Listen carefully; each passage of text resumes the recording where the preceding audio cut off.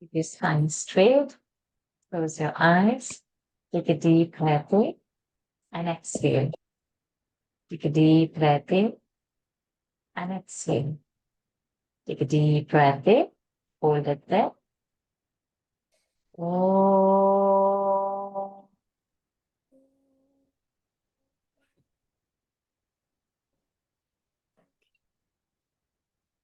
Oh.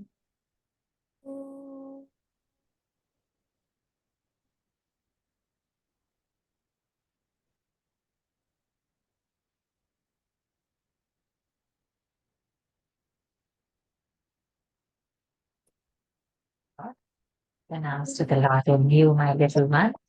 And you. Okay, so let us begin. Easy, difficult, tough, or begin directly the tough one? Tough. Look at you.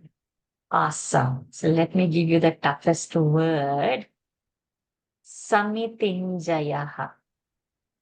Ashwatthama विकर्णश्च सौमदत्तिस्तथैव च अन्ये च बहवः शूराः मदर्थे त्यक्तजीविताः नानाशस्त्रप्रहरणाः सर्वे युद्धविशारदाः Samudyame. समुद्यमे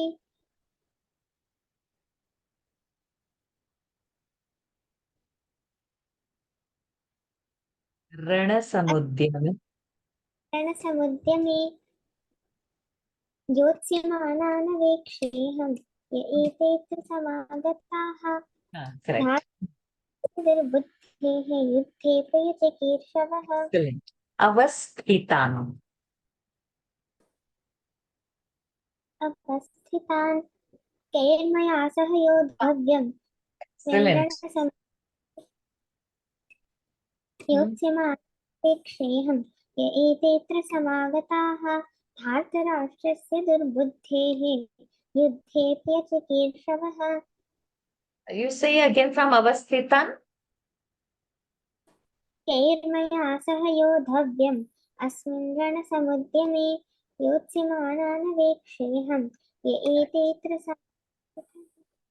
Sarva eva. सर्व एव महारथाः अस्माकं तु विशिष्टानि तानि बोधद्विजोत्तम Another sarva eva. भवन्तः सर्व एव हि अन्ये च बहवः मदर्थे त्यक्तजीविताः नानाशस्त्रप्रहरणाः Karnascha. अश्वत्थामा विकर्णश्च No, not Vikarna. Not Vikarna. Karna. Karnascha. भवान् भीष्मश्च कर्णश्च कृपश्च समितिञ्जयः Karnascha. So how you say Karnascha? भवान् भीष्मश्च कर्णश्च So what do you say after Karnascha? Karnascha. कर्णश्च कृपश्च समितिञ्जयः अश्वत्थामा कर्णश्च सौमदत्तिस्तथा विराटश्च द्रुपदश्च महारथः धृष्टकेतुश्चैकितानः विराटश्च सात्विकिश्चापराजितः द्रुपदो द्रौपदेयाश्च सर्वशः पृथिवीपते द्रौपदेयाश्च सर्वशः पृथिवीपते सौभद्रश्च महाबाहुः द्रौपदेयाश्च सर्व एव महारथाः अस्माकं तु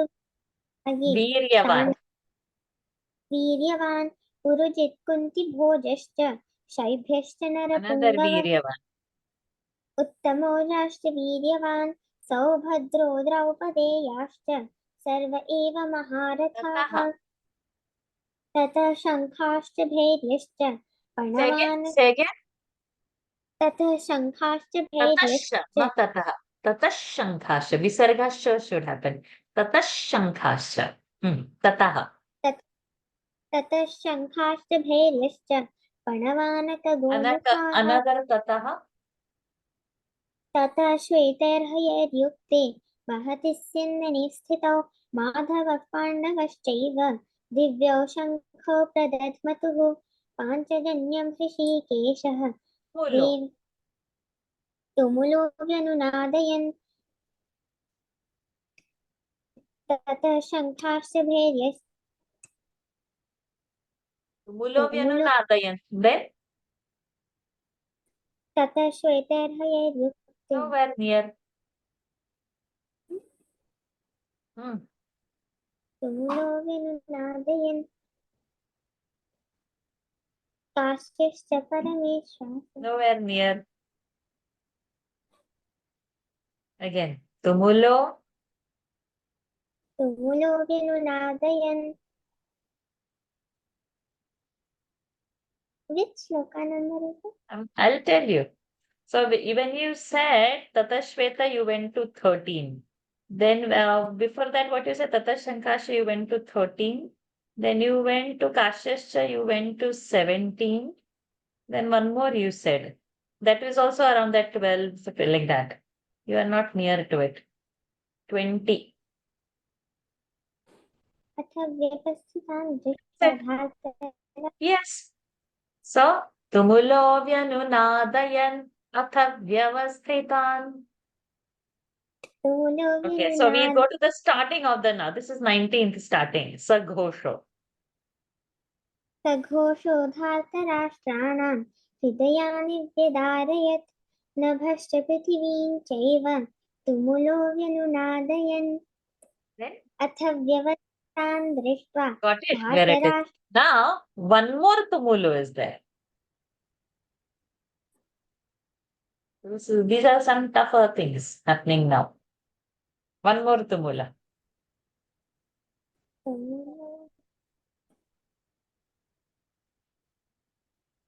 So, Sa Shabda. सशब्दस्तुमुलो भवत् Then, ततः श्वेतैर्हयैर्युक्ते so you say at first Tumulo Vyanunadayan, then Tatashvetay. No, Tumulo Bhavat, then Tatashvetay. Tumulo Vyanunadayan, Athavyavasthita. Got the difference? Yes. That's why you were around that Tatashvetay, because Tumulo is over there, but it is not Tumulo Vyanunadayan. It is Tumulo Bhavat. So you will revisit this. Okay, we'll do one more. Maharathaha. महारथः धृष्टकेतुश्चैकितानः काशीराजश्च वीर्यवान् धृष्टद्युम्नो विराटश्च सात्विकिश्चापराजितः द्रुपदो द्रौपदेयाश्च ऋषिकेशः. ऋषिकेशः देवदत्तं धनञ्जयः पौण्ड्रं दध्मौ महाशङ्खं भीमकर्म वृकोदरः Another? ऋषिकेशं Not Kesham. ऋषिकेशः. ऋषिकेशः इदमाह महीपते Idamaha Mahipate is not there. That is Rishikesham. This is Rishikeshaha. ऋषिकेशः Sanjay Uvacha. Oh yes, Sanjay उवाच एवमुक्तो ऋषिकेशः So now you say both the ones. First Rishikeshaha. ऋषिकेशः देवदत्तं धनञ्जयः Another पौण्ड्रं ऋषिकेशः. ऋषिकेशः एवमुक्तो ऋषिकेशः गुडाकेशेन Bharata So second Rishikesha, Gudakeshana Bharata. Rishikeshaha. ऋषिकेशः गुडाकेशेन भारत सेनयोरुभयोर्मध्ये स्थापयित्वा रथोत्तमम् Another Senayorubhayor Madhye. सेनयोरुभयोर्मध्ये रथौ स्थापयमीच्युत Continue. तदेतान् निरीक्षेऽहं योद्धुकामानवस्थितान् Partha. Partha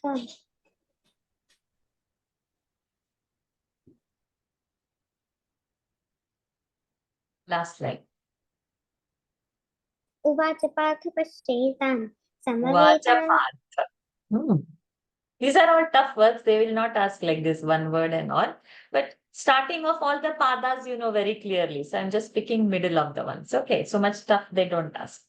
Okay. We'll go back to our Karanascha. कर्णश्च कृपश्च समितिञ्जयः अश्वत्थामा विकर्णश्च सौमदत्तिस्तथैव च Bhishma. भीष्ममेवाभिरक्षन्तु भवन्तः सर्व एव हि बलं भीष्माभिरक्षितं पर्याप्तं च दमे तेषां बलं भीष्माभिरक्षितं भीष्मद्रोणप्रमुखतः सर्वेषां च महीक्षितान्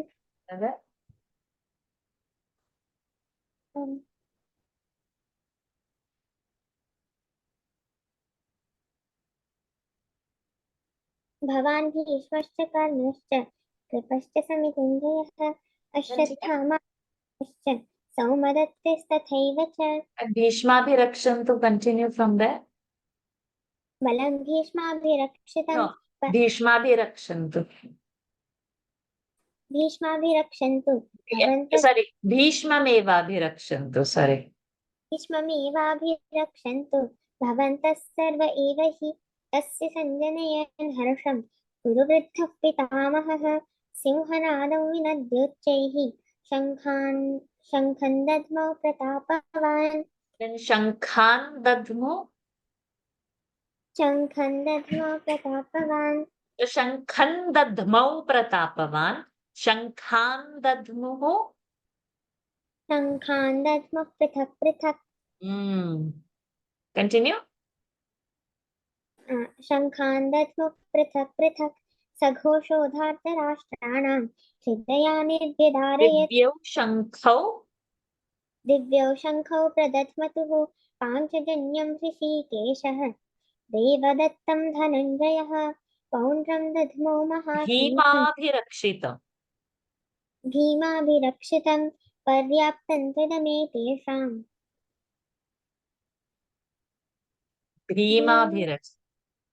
भीमाभिरक्षितं अयनेषु च सर्वेषु अभागमवस्थितं Bhishmabhirakshit. Then you can start with Paryaptam. For Bhishma.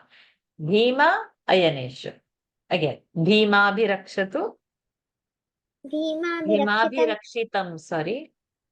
भीमाभिरक्षितम् अयनेषु च सर्वेषु यथा भागमवस्थिताः भीष्ममेवाभिरक्षन्तु भवन्तः सर्व एव हि Yudhishthirah. नकुलः सहदेवश्च सुघोषमणिपुष्पकौ काश्यश्च परमेश्वासः शिखण्डी च महारथः धृष्टद्युम्न Acharyam. आचार्यं महतीं च मूम् Not Acharyam. Not Acharya. Acharyam. आचार्यं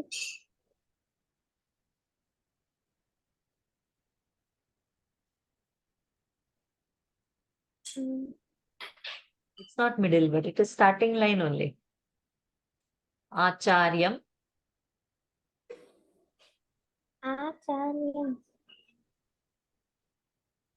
आचार्यमुपसंगम्य राजा वचनं ब्रवीत् So Acharyam. आचार्यमुपसंगम्य Only राजा Acharya.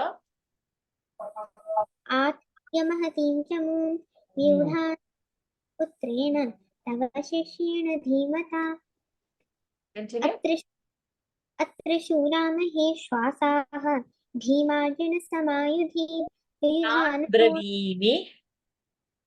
तान् ब्रवीमि ते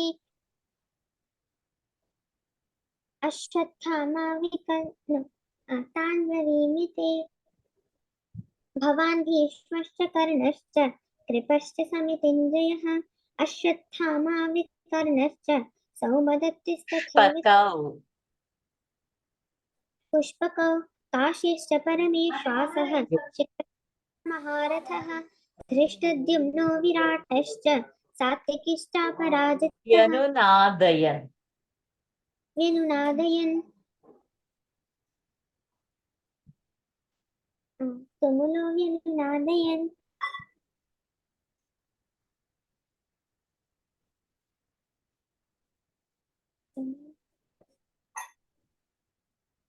सघोषोधार्तराष्ट्राणि No, you went somewhere else. Vyanunadayan. We just now saw that. Athav vyavastithan. अथ व्यवस्थितान् दृष्ट्वा धातराष्ट्रान् कपिध्वजः प्रवृत्ते शस्त्रसम्पाते धनुरुद्यम्य पाण्डव ऋषिकेशं तदा वाक्यम् इदमाह महीपते अर्जुन उवाच Yatha सेनयोरुभयोर् bhagam. यथा भागमवस्थिताः भीष्ममेवाभिरक्षन्तु भवन्तः सर्व एव हि तस्य सञ्जनयन् हर्षम् कुरुवृद्धः पितामहः सिंहनाद Vijottama. द्विजोत्तम नायका मम सैन्यस्य सैन्यार्थं तान् ब्रवीमि ते भवान् भीष्मश्च कर्णश्च कृपश्च समितिञ्जयः अश्वत्थामा विकर्णश्च सौमदत्तिस्तथैव च अन्ये च Vruddhaha. कुरुवृद्धः पितामहः सिंहनादौ विनद्योच्चैः शङ्खान् दध्मुः पृथक् पृथक् सघोषोधा No. From here you went there. Kuru vruddhaha. कुरुवृद्धः पितामहः सिंहनादं विनद्योच्चैः शङ्खान् दध्मुः पृथक् पृथक् See, because you're saying Shankhan, it is happening like that. Shankhan dadhmau. दध्मौ प्रतापवान् So one is Shankhan dadhmau. Another is Shankhan dadmuhu. Muhu is there and mau is there. Muhu will become muf prathak prathak. Mau will become pratapavan. Shankhan dadmau. शङ्खं दध्मौ प्रतापवान् Shankhan dadmuhu. पृथक् पृथक् No, you see the line. शङ्खान् Shankhan, पृथक् पृथक् Shankhan dadmau. शङ्खं दध्मौ प्रतापवान् Shankhan dadmuhu. शङ्खान् दध्मुः पृथक् पृथक् So continue from Shankhan dadmau pratapavan. शङ्खं दध्मौ प्रतापवान् तस्य सञ्जनयन् हर्षं कुरुवृद्धः पिता Balam. ततः बलं भीष्माभिरक्षितं पर्याप्तं च दमे तेषां बलं भीमाभिरक्षितम् अपर्याप्तं तदस्माकं बलं भीष्माभिरक्षितं पर्याप्तं च तेषां So, बलं 1 minute. We'll start from beginning. Balam. बलं भीष्माभिरक्षितं पर्याप्तं च दमे तेषां बलं भीमाभिरक्षितम् अयनेषु च सर्वेषु यथा भागमवस्थिताः भीष्ममेवाभिरक्षन्तु भवन्तः सर्व एव Yanunadayan. यनुनादयन् अथ व्यवस्थितान् दृष्ट्वा धार्तराष्ट्रान् विध्वजः प्रवृत्ते शस्त्रसम्पाते धनुरुद्यम्य पाण्डवः Karanascha. कर्णश्च कृपश्च समितिञ्जयः Vikaranascha. अश्वत्थामा विकर्णश्च सौमदत्तिस्तथैव च अन्ये च शूराः Panduputranam. पाण्डुपुत्राणाम् आचार्यमहतीं च मूं व्यूढान् द्रुपदपुत्रेण तव शिष्येण धीमता अत्र Yudhi. शूरा Yudhi. युधि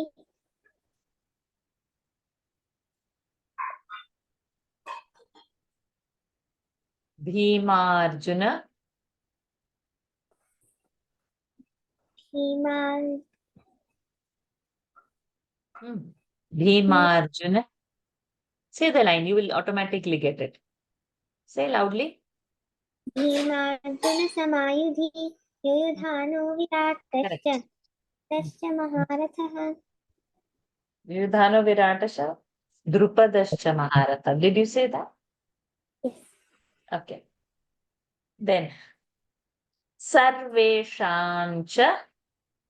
सर्वेषां च महीक्षितान् उवाच पार्थ पश्येतान् समवेतान् कुरूनिति Mahabahuhu.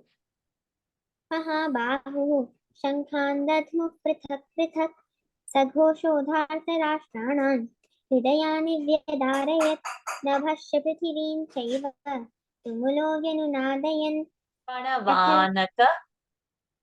पणवानकगोमुखाः सहसैवाभ्यहन्यन्त सशब्दस्तुमुलोऽभवत् Everything I have asked. Nothing is balanced. Well done. Excellent. So now you are going to watch your own video and you see how you are getting stuck. And then you refer your book. So you will overcome that wherever you are getting stuck, especially after Vyanunada and Athavyavastita. And then there were other few pockets.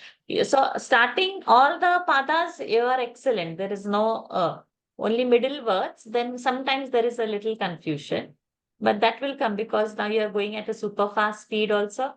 And also the middle words have come up. Middle words normally they will not ask. You are well prepared, my dear. I'll see you tomorrow again. Okay, let's end today's session. Om.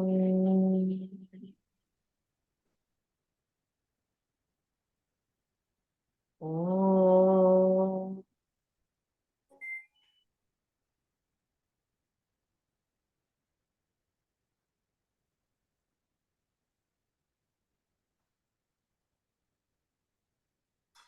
Hari Om.